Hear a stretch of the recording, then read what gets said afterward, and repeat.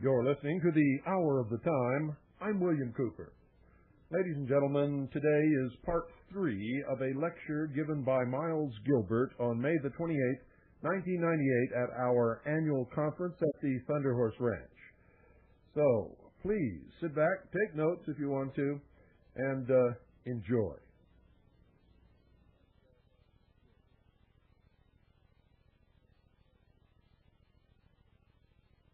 And he's very widely distributed in Hopi land.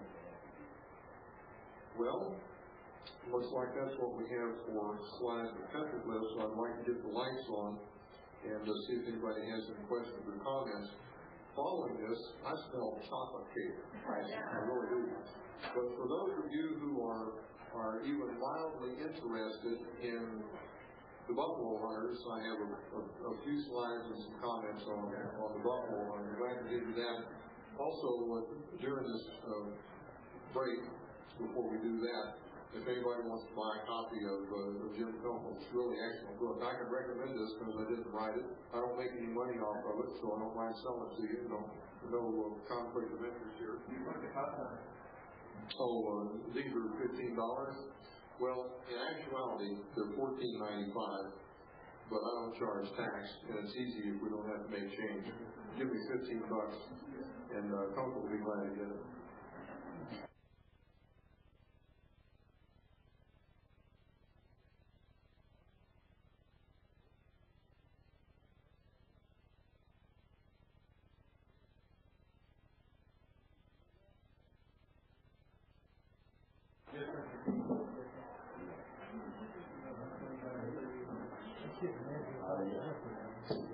This has been a phenomenal experience for me. Never, ever have I sold a copy of Getting a Stand before I gave the talk.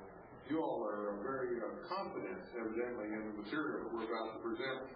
Earlier this afternoon, we talked about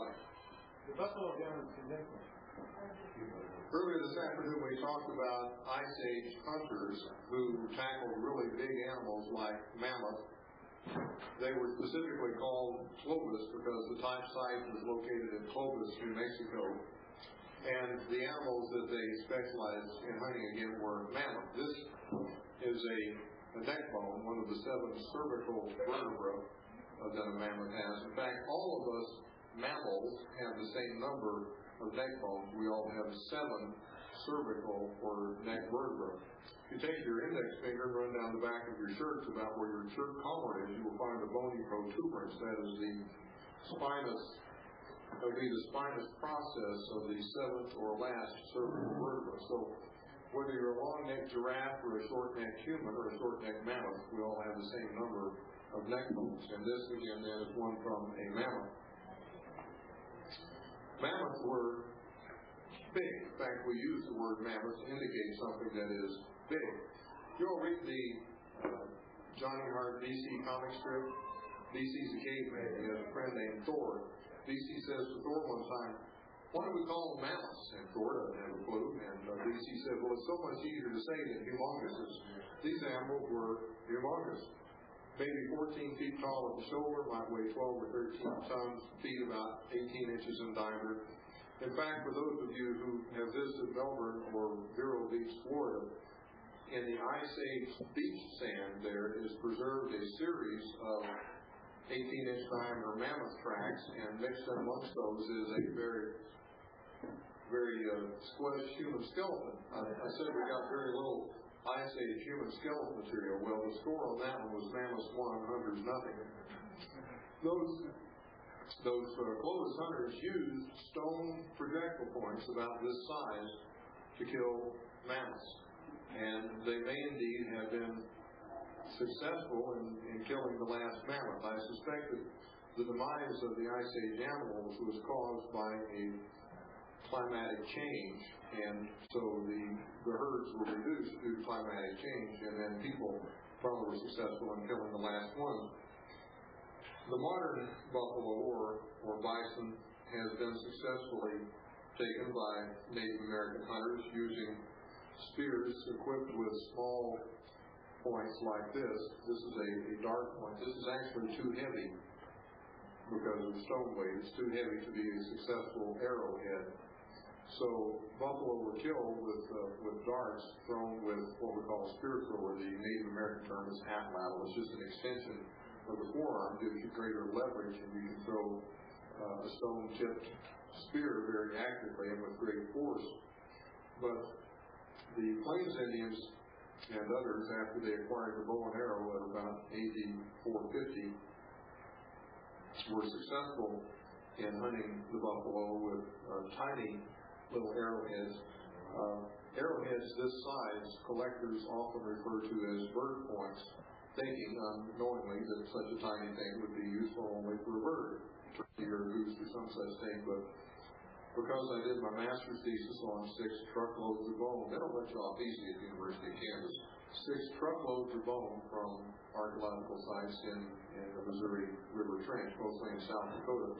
I recovered a tremendous number of true arrowheads, just like these, from the bones, the vertebra of buffalo and also of elk.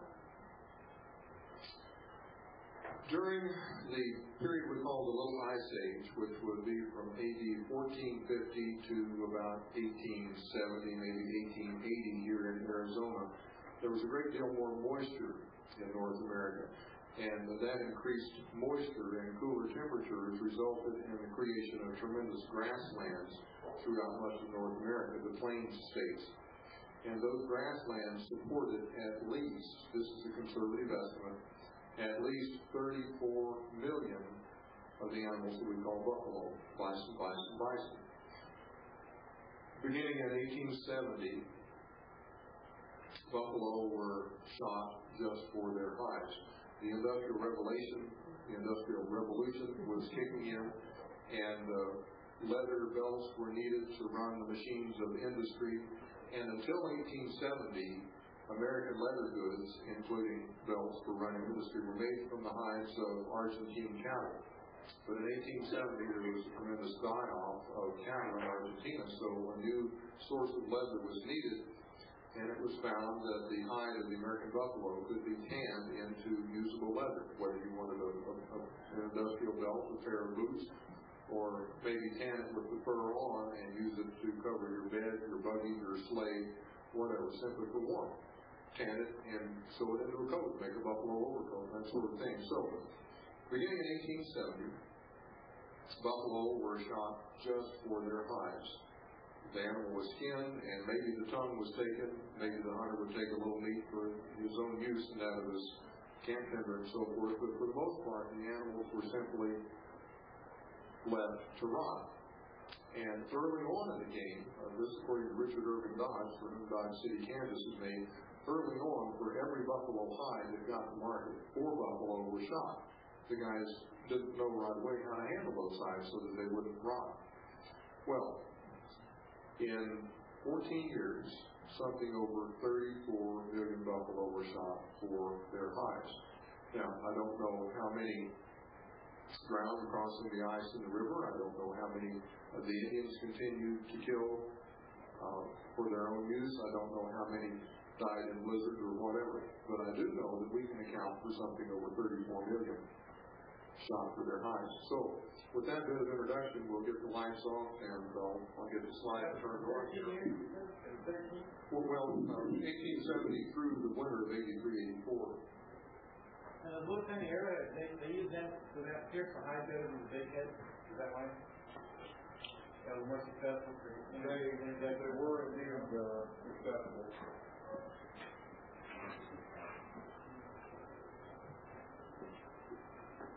I'd like to have one of those. You might. I'd look into how much it costs to feed a horse before I tried to feed a buffalo. I would also look into how much it costs to keep one in a pen. They're extremely strong animals. I heard one guy in Colorado use a timer on steel poles.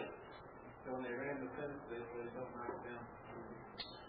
Lloyd Phillips, a ranger friend of mine in Wyoming, and when I met him in 1973, he had 35 buffalo, and he also had wild horses that came down on his place. And he was a fan of the wild horse as well as the buffalo, so he'd feed them. He said one morning he went out to check on his herd, and the stallion of this particular band of wild horses was contesting ownership of a bale of hay with the buffalo, which stuck the horse here and threw the horse over the buffalo's back. Just threw him off. The pony had to weigh maybe 900, maybe 1,100 pounds, like that. Well, this is the subject of our talk: bison, bison, bison. This particular one photographed at Custer State Park in South Dakota. But again, as I mentioned earlier, during the Ice Age, there was a solid land bridge between northeastern Europe, Asia, and northwestern North America. And the oldest remains of buffalo are found in Europe and Asia. And so buffalo and elephants and people came across this way. And according to W.T. Hornaday, you know what I did? I sold the book that was on this line detector.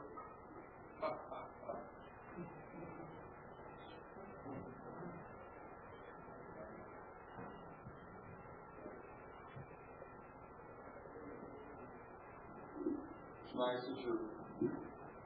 that you're able to edit this film. So, this is what Hornaday came up with as the range of the American buffalo at the time of first settlement. Here, first of all, beg your pardon. There were buffalo down at the edge of Tidewater, Virginia, when our colonists settled in Jamestown. Just to get you oriented, this would be Long Island, and this is about where Washington, D.C. is, and here's the Norfolk, Virginia. So we had buffalo this far east, and we had them this far west. Notice, however, that they're still a little bit east of the Arizona border. Here would be the Arizona border coming up right here. That would be the Four Corners. So here we are in the White Mountains of Arizona. So according to Hornaday, they didn't get into Arizona. And notice then, as we get more recently in time, how the range shrinks from 1795, 1810, 1825, 1876, and 1883, and then the very last little handful were right up there. So, as settlement went to the west, the buffalo went to the west. Buffalo were so numerous that this reporter said that he could see them rubbing on the telegraph pole 50 yards from his dugout at Coyote Station in Kansas along the railroad line. This brown mass out here represents herds of buffalo. Richard Irving Dodge, who is a reputable historian, again the man for whom Dodge City was named, reported that a buffalo herd that was 6 miles wide passed Dodge City over the course of 3 days. Solid mass of buffalo moving south, from north to south. As winter approached, they headed south. So here we have a chap, a professional hide hunter, who's ambushed up here using a sharp rifle. He's equipped with 2 cartridge belts, typically 40 rounds per belt.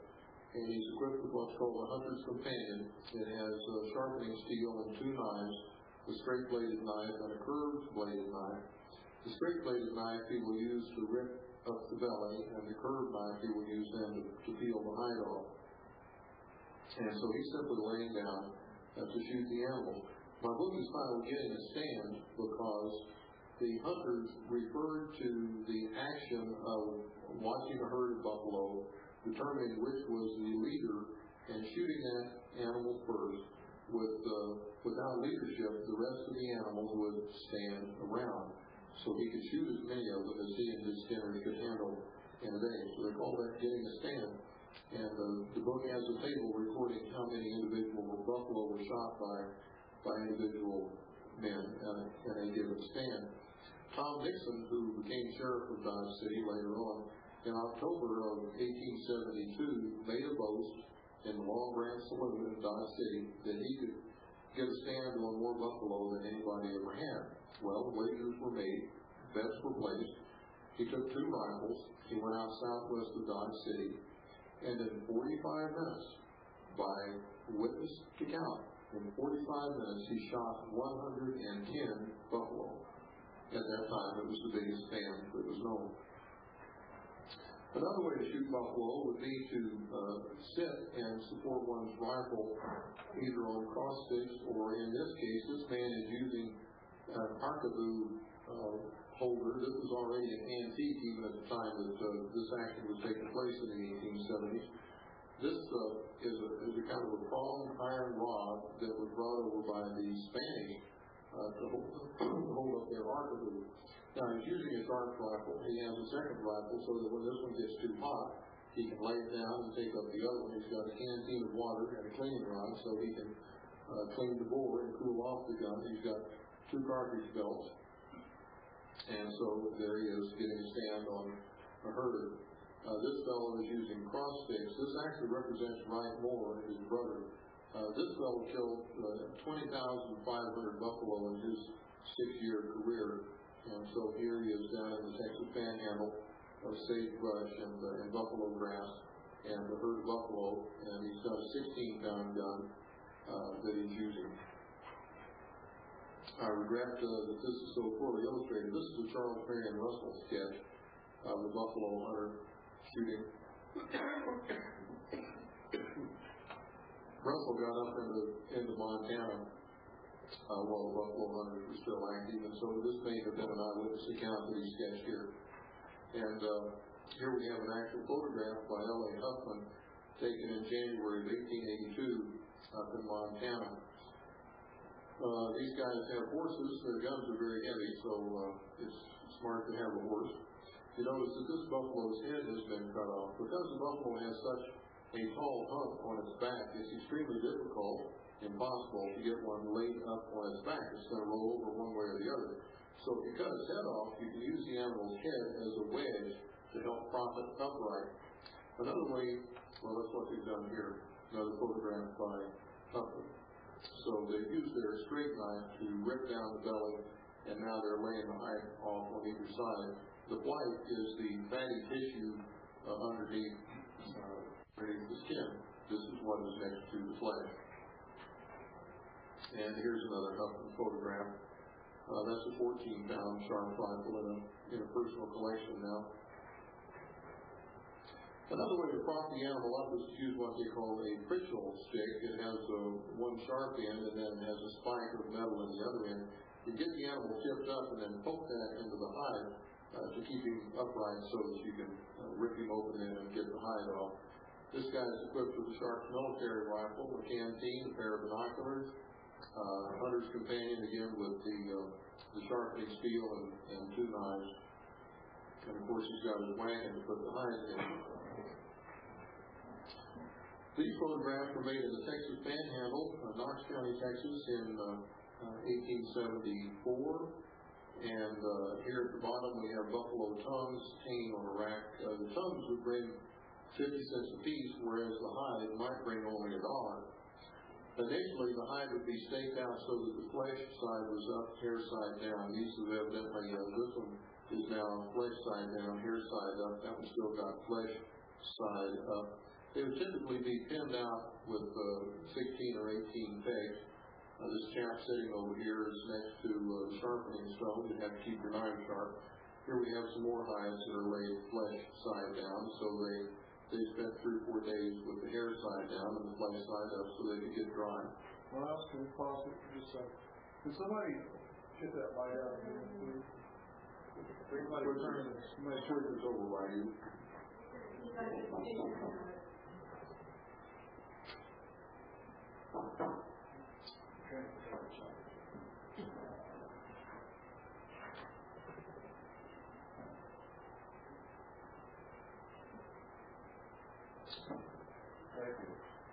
That's an improvement. My friend Leo Remiger, this is his name down here, Remiger. Leo got me interested in this. I'd already done this book, and he read the book and enjoyed it, and put me on some names of some other guys. So he really has initiated this Buffalo Hunter Encyclopedia that I'm working on. I told someone that I have now 640 names of individuals who were in the business. But Leo kind of idealized the Buffalo Hunter's appearance. Here he is fairly clean shaven, neatly trimmed beard. Got a Smith & Wesson American, probably 44 American caliber. Got a 16-pound sharp, and a very nice buffalo overcoat. Hunter's companion again with the steel in the middle, nice boots and all that. So this is what Leo thinks the Buffalo Hunter ideally looked like. Well, are you ready? Here they are. These are the real McCoys, so to speak. Scurrilous looking old powder keg.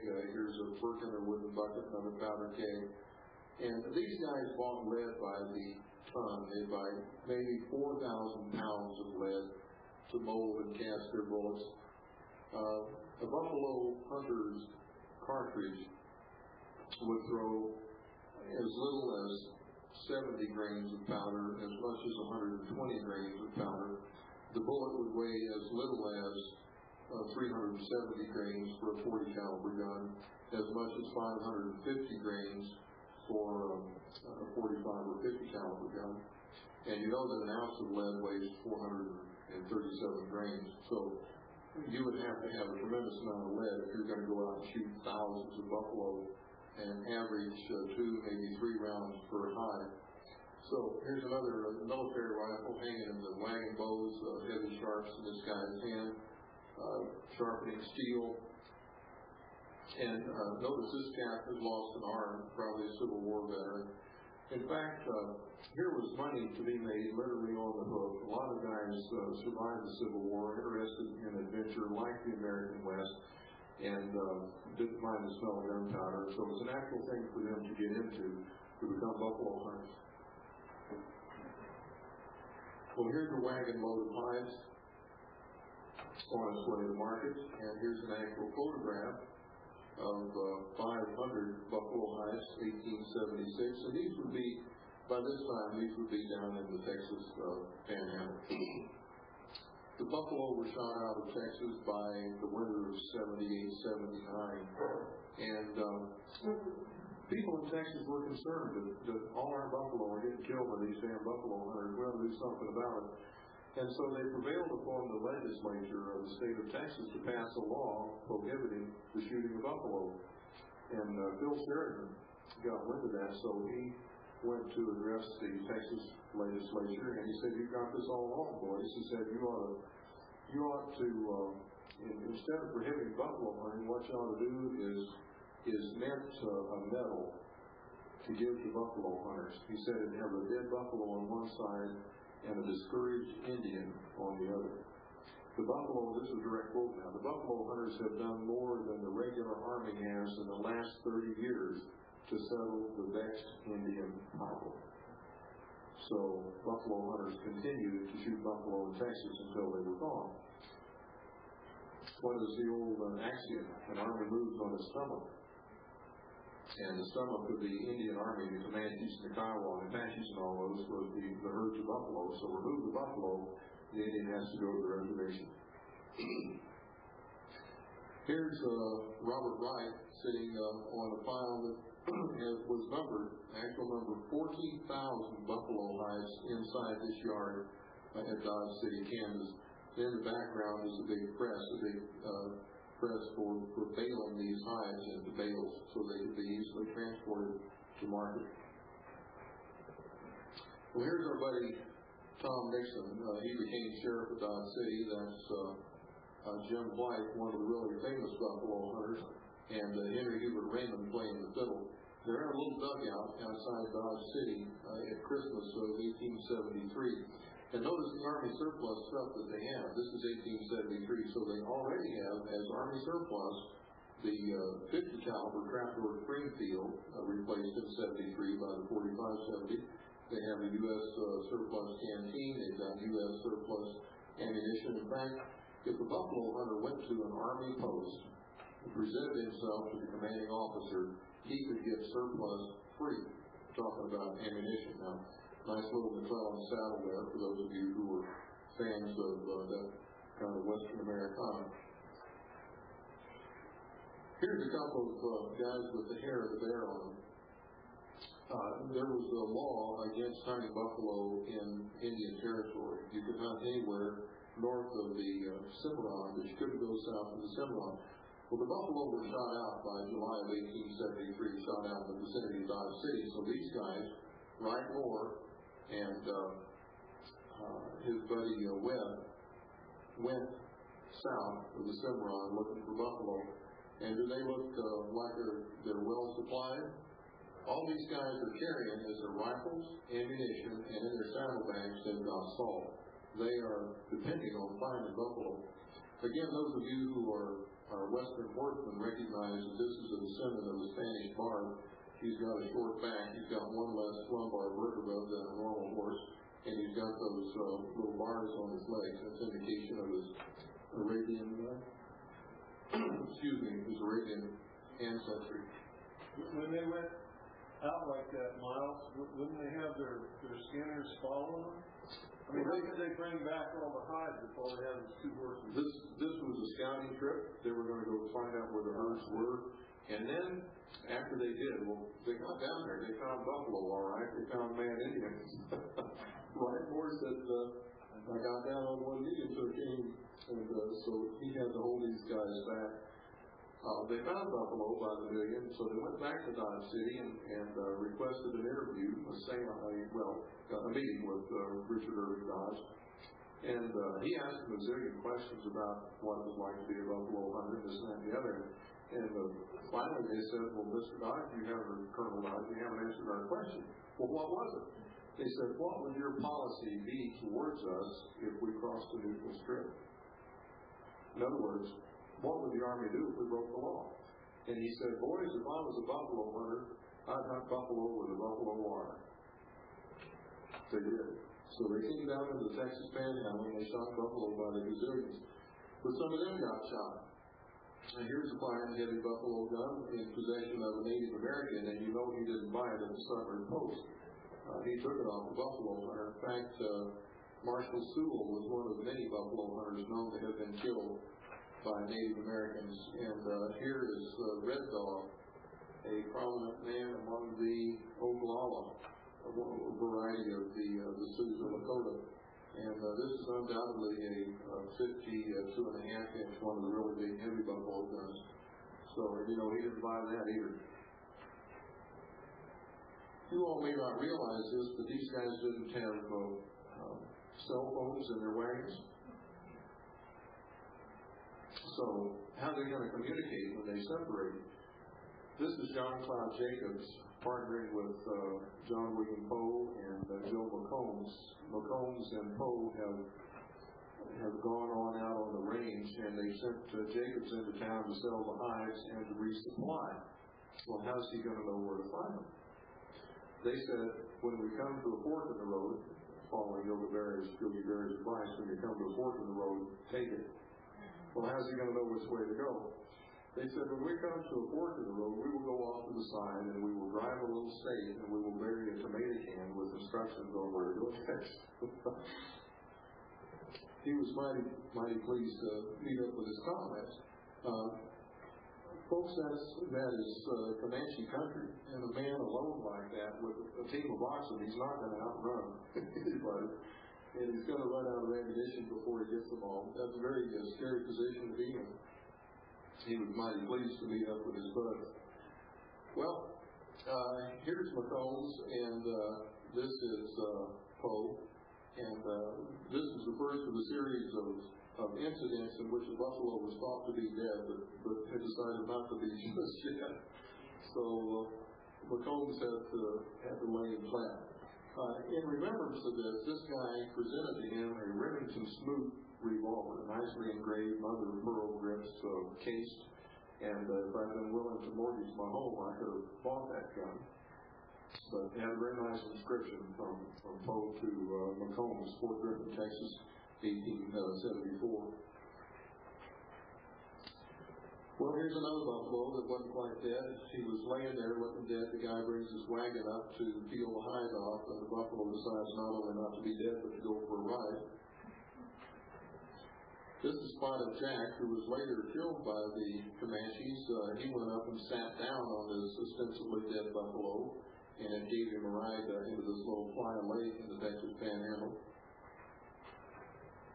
And this is Robert Loring Chambers, who, after the buffalo were gone, he took his buffalo hide money and sent himself to school, became a school teacher and then a lawyer, and wrote his reminiscences from Colorado Springs, died about 1936. But this is his very first shot of the buffalo. He's sneaked up this ravine, this gully.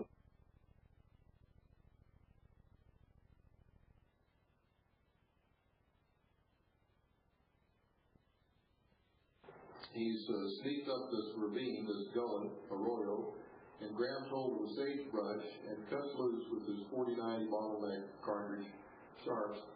And the bush pulls out with the recoil of his weight. He lands down knocked unconscious and doesn't know until the next day that his first shot has been successful. Later on, as an amateur, he visited the camps of the professionals, and they asked him, "Son, how many rounds do you use per hide?" And he said, "Oh, never kept count." They said, "Well, you want to average no more than 2 rounds per hide." So this particular morning, he has shot 16 buffalo with 32 rounds. And he goes out among them to start skinning. He finds this old cow's not dead yet, so rather than shoot her again and spoil his average, he thought, well, I'll just cut her throat with my knife. Well, it was a big mistake. She knocked him over. Here, I felt her hot breath on the back of my neck. Well, eventually, he gets his legs scooched up under him and zips out, and the buffalo chases him around, and she finally expires from the wound in her side. Lots of exciting adventures. This is Dutch Henry Bourne, very famous horse thief. After the buffalo hunt was over, he made his living stealing horses. But here he is skinning out a cow. Didn't notice the calf slipping up behind him, and took revenge on the death of his mother. By the way, I want to point out that these are drawn by Bill Lethbridge. He was president of the Texas Cowboy Artists Association at the time that he did this. He's still a very famous artist in Texas. He did a life-size bronze of Buddy Murphy for the state of Texas, and he did a bronze of Bear Bryant for the state of Alabama. And you know, those Alabamans think highly of Bear Bryant. So they chose a pretty good artist. These are Tweeds. These boys have just come over from the old world. They can probably speak 3 words of English among them. They find their way out to Dodge City, and they find out that they can make a good living shooting buffalo. They go out on the plains in October, very poorly equipped for October weather in Kansas. You may have heard the phrase that in the plains, blizzards come sudden and soon in the dead of night or the blaze of noon. Well, these boys experienced the norther, a cold wind, and so they wrapped up in these fresh buffalo hides and found that every buffalo was well equipped with varmints. So they're all scratching themselves. They've got lice and fleas and ticks. Here's our buddy Robert Loring Chambers again. This particular event, he was 9 miles across the Montana prairie from his dugout, and he shot 8 buffalo bulls late in the day and began to skin them out when a blizzard blew up. There's snow in the air. And he gets disoriented in the blizzard, wandering around across the prairie for hours, even after dark. And finally, he said, here I was freezing to death and seeing a fire in the snow. His imagination has gone wild with him. He thinks that he's looking into the gates of hell itself. How else would you explain seeing a fire in the snow in the middle of a blizzard out there? I mean, his mind is just, he's crazy. Well, he's getting ready to cock his sharp rifle in case Satan appears. I would say by the providence of God, this man has wandered across the prairie and is standing on the dugout, standing on the roof of his own dugout, looking down his own chimney. Here's a little vignette.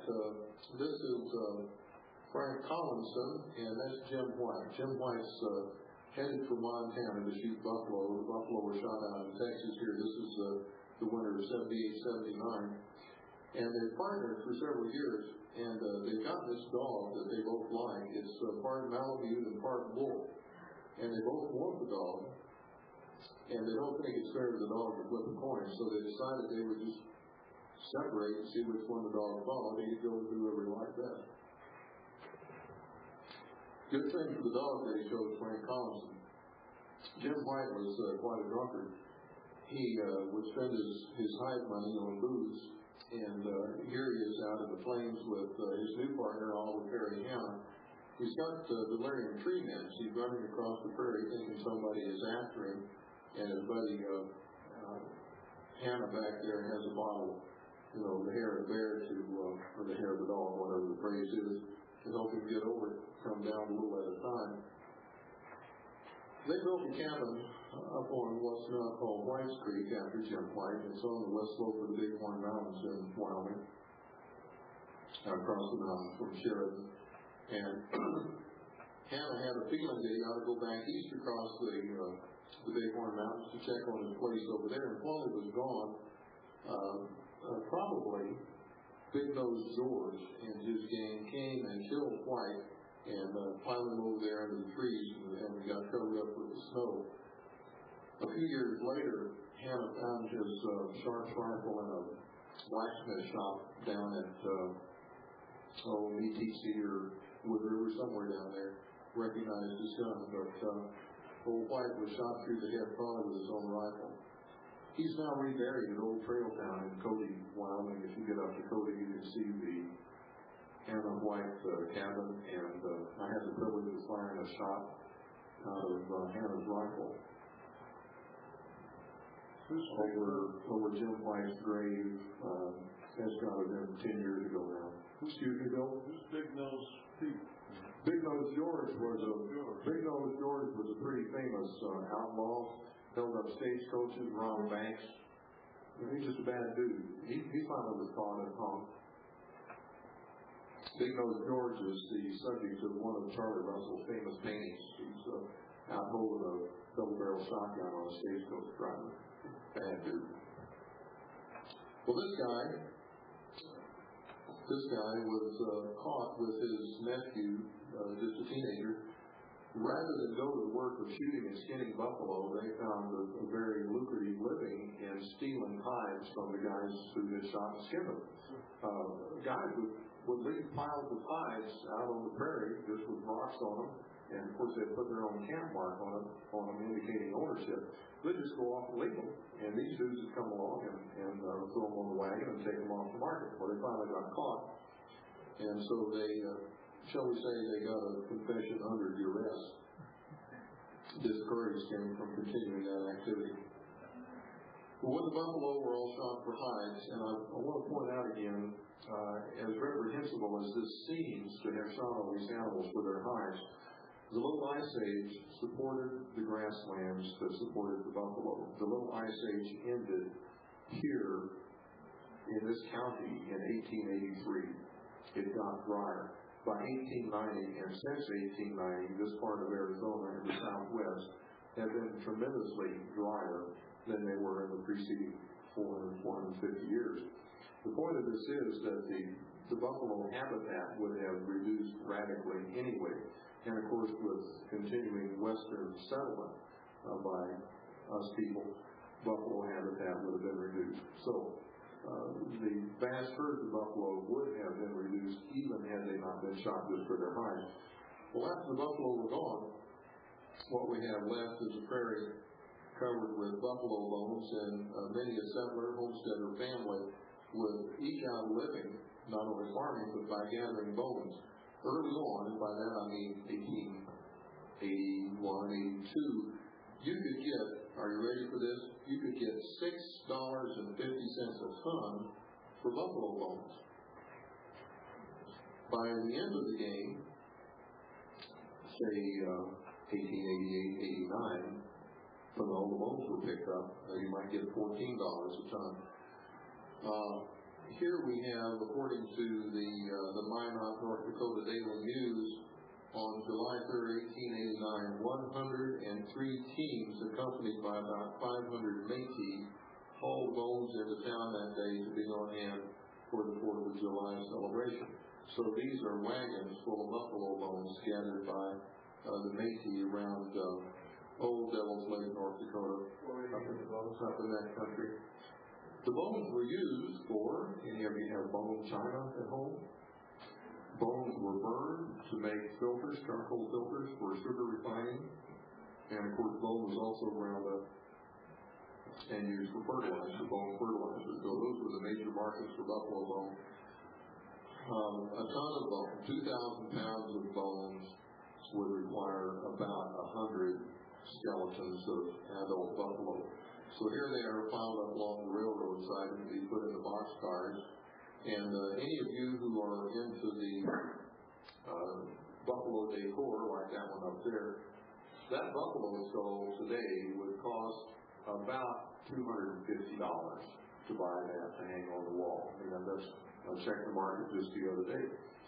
This skull, the photograph taken in Detroit, Michigan, that pile is nothing but buffalo skulls.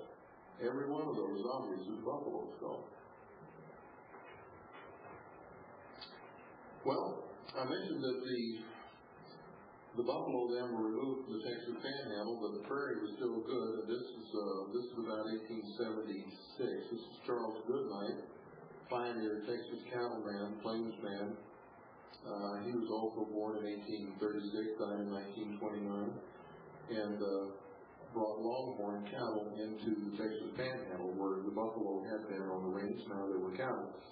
He met John Adair at a Denver stock show, and he borrowed $100,000 at 20% annual interest and made them both wealthy because the buffalo were gone, the grass was still there. He was famous for something else, too. Charles Goodnight? Yeah, he gave Billy the Kid his first job. I didn't know that. Yeah. This is what the Texas Panhandle looks like today. The climate has changed drastically. We are in a drought cycle compared to what we were in the previous 400 years. So this is as good as it gets in the Texas Panhandle. I took that photograph on a morning where there was a lot of hoarfrost, but this is where the Goodnight Ranch was located. Well, I mentioned that the army moves on the stomach with the buffalo gone. These guys had to go onto the reservation, but they did not go quietly.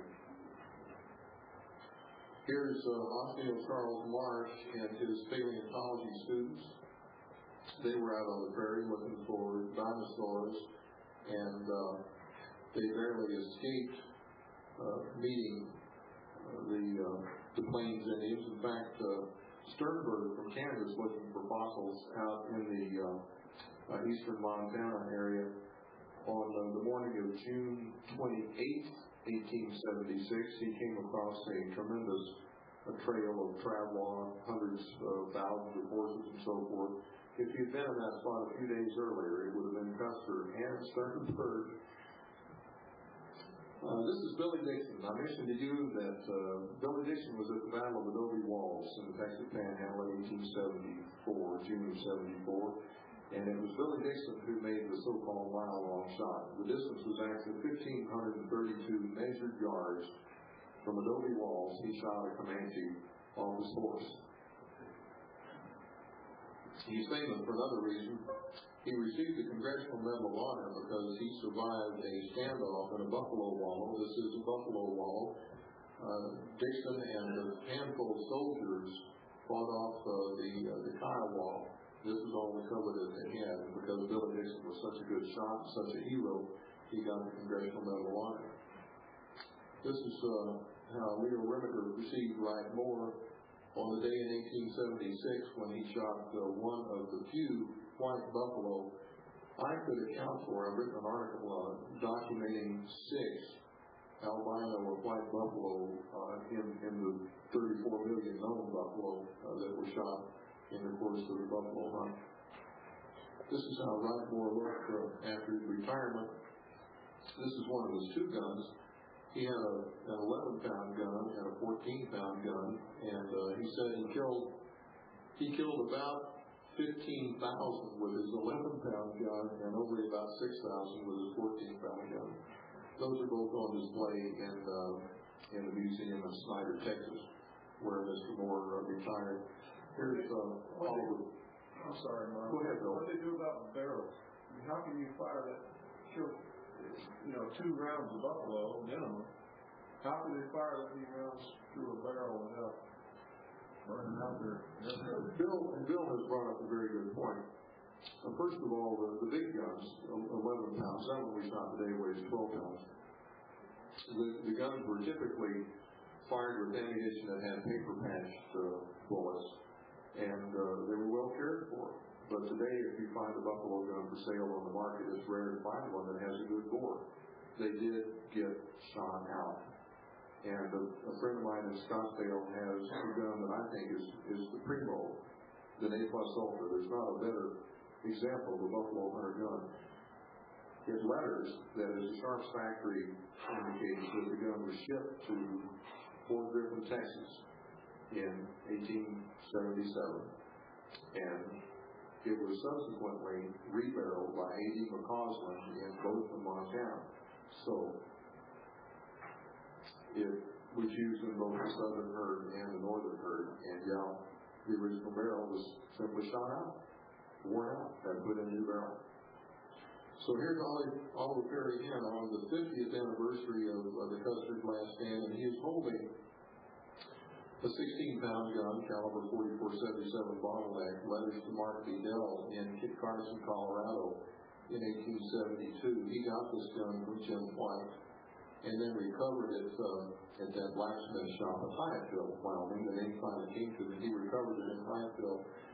And I got it and presented it to Bob Baker of the old trail town in Cody, named for this guy, Buffalo Bill Cody, who is not in my Buffalo Hunter Encyclopedia because he didn't shoot buffalo for their hides. Bill Cody got his reputation shooting between 4,000 and 5,000 for me to feed the Union Pacific Railroad and Kansas Pacific Railroad guys.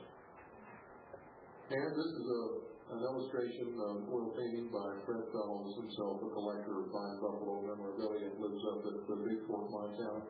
And I believe that's the last one. So, any questions or comments on this? We can get the lights on, and I appreciate your attention and interest in this.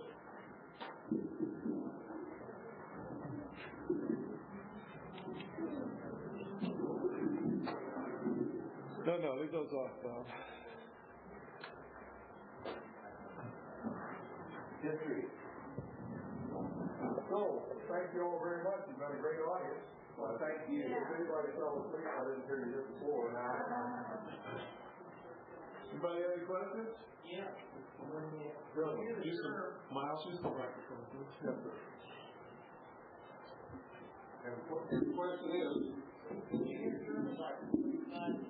what are those numbers refer to? the 45 stands for the caliber in thousandths of an inch, .45, just a little less than half an inch. So 70 would be 50 caliber and 70 grains of black powder. The popular buffalo cartridges, the very first ones were 44 caliber, 77 grains of black powder. So 44-77, and a bottleneck case like that 30-06 that we shot today, rather than a straight tapered case like the 45-70 is a straight tapered case. So we started out with 44-77 and 50-70, and it was discovered that because the 50 caliber had quite a rainbow trajectory, not that it wouldn't kill buffalo, it just you couldn't shoot so far, so they increased the length of the case to 2.5 inches where it would hold 90 or 100 grains of powder, depending how you chose to load it. As you read this book, you will find that the guys would put 30, 40 pounds of lead in a big cast iron skillet and melt that over a buffalo chip fire. When it had a nice blue sheen on it, then it was time to dip lead and pour bullets. So there was not only a hunter, but also a camp tender whose job it was to gather buffalo chips for the fire, to mold and cast bullets, and reload cartridges. And one of the fun things about the archaeological excavation at the Adobe Walls post down in the Texas Panhandle was the recovery of the sprues from casting bullets and Smith primers and cartridge casings. And those that were most popular were the 4477 and the 5070 and 5090 there at that particular battle site. Bill asked about wearing out barrels. The guns were heavy, 12 pounds up to 16 pounds, and so you could shoot a bunch of rounds, and the fatness of the barrel would absorb the heat until it got so hot, though, then also the bore would expand, and your bullet would kind of wobble down the barrel. It's time to put it down, clean it out, pick up the other gun. Question way back there? How many buffalo are currently left? How many what? Buffalo are left. Or how many are left? Well, at the end of the game here, about 1884, Hornaday could account for less than 100. Michelle Pablo up in Montana, by Flathead Lake, was thoughtful and preserved some.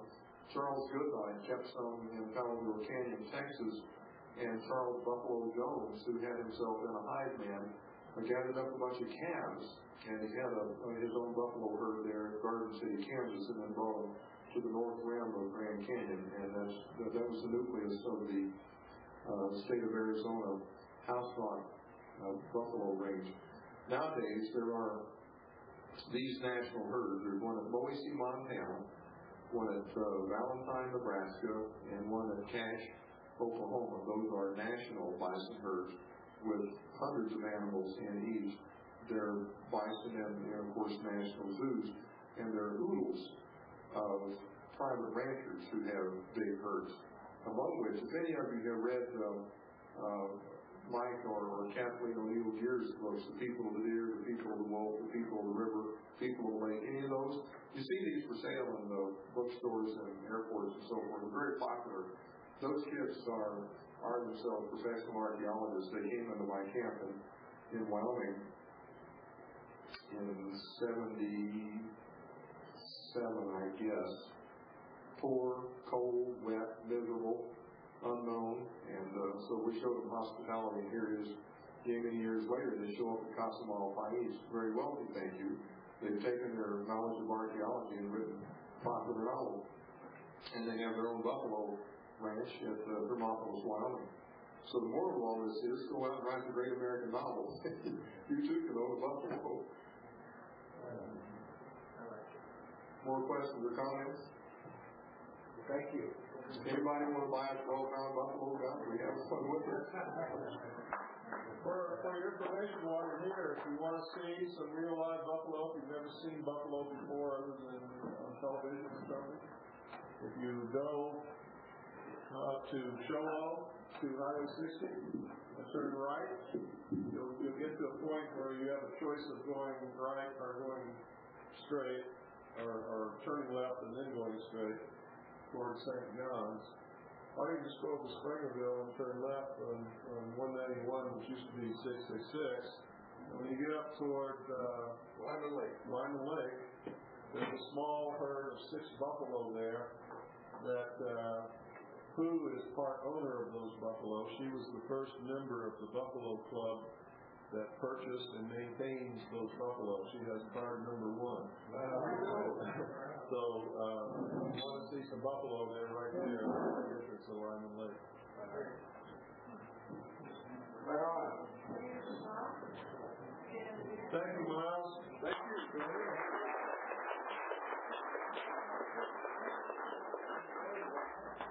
By the way, for those of you who don't know it, Annie went to Gallup to pick up issue number 16 of Veritas, and she should be here probably around 6:30. Everybody will get a fresh copy. And that's it for Miles's talk. This is the 3rd hour in that series. And I just went to stop the tape and rewind it. I hope you enjoyed it. His talk on the ancient Indian cultures, their pictographs and pictograms and pictographs was extremely interesting. And the reason I asked Miles to come to the conference and give that talk was to clear up all the disinformation and misinformation, just outright lies that you see on programs on television, claiming that all of these rock paintings and rock pictures that have been left by the ancient cultures and the Native Americans somehow are telling you that extraterrestrials visited this earth and all of that kind of crap, and it's just not true. Miles showed us all of the different signs and symbols, and you got to hear it, but you couldn't see it. And a lot of the signs and symbols that people have claimed that the Indians left as symbols of wormholes in space through which extraterrestrial beings visited the earth have no such meaning whatsoever. Don't mean any of those things. It's just total baloney. So Miles did an excellent job of dispelling the myths and the BS, which is really what it is, and setting everybody straight on that. And he also gave us an excellent talk on the old buffalo hunters of the Old West. And I think everybody, in fact, I know everybody at the conference really enjoyed every moment of it and sat in rapt attention and just ate it all up. I wish my radio audience could have seen the slides and some of the artifacts and bones and skulls and things that he had there to explain what it was that he was talking about. Unfortunately, you can't do that on radio, but Miles is such a gifted speaker that I think he did a pretty good job of conveying what all of that was simply in his talk without you having to see those things. So, good night, folks. Tune in tomorrow night at the same time for another episode of The Hour of the Time.